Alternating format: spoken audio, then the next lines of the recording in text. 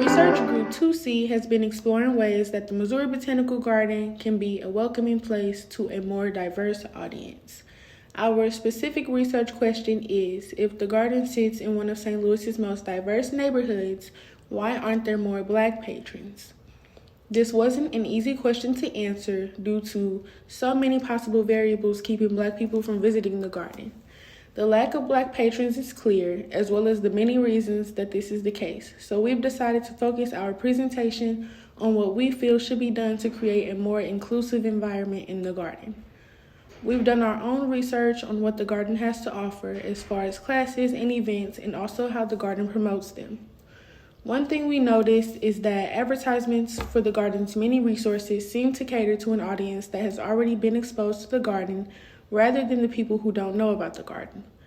We created surveys for the people in the surrounding neighborhoods asking questions like, have you heard about the Missouri Botanical Garden? How did you learn about the garden? Do you feel the garden is welcoming? And if not, what do you feel the garden needs to do to be more inclusive? Hoping to get insight on how people who don't visit the garden regularly feel about the garden.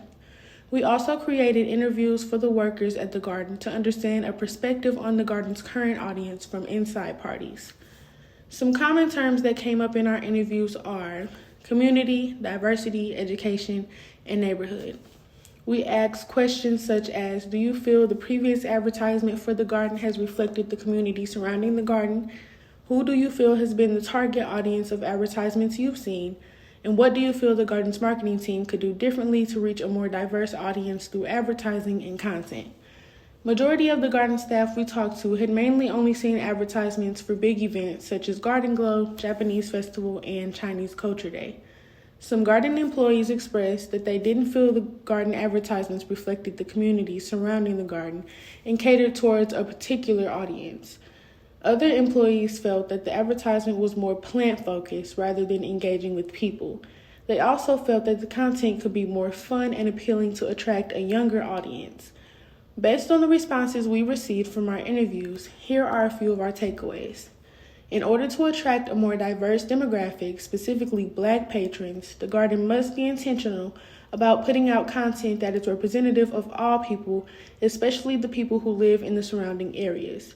The garden should also take some initiative in planning community events rather than just hosting them. One of our interview questions was, do you think the garden could organize some of the events with communities that haven't necessarily been represented? A staff member answered this question by saying, yes, it's all about forming those partnerships.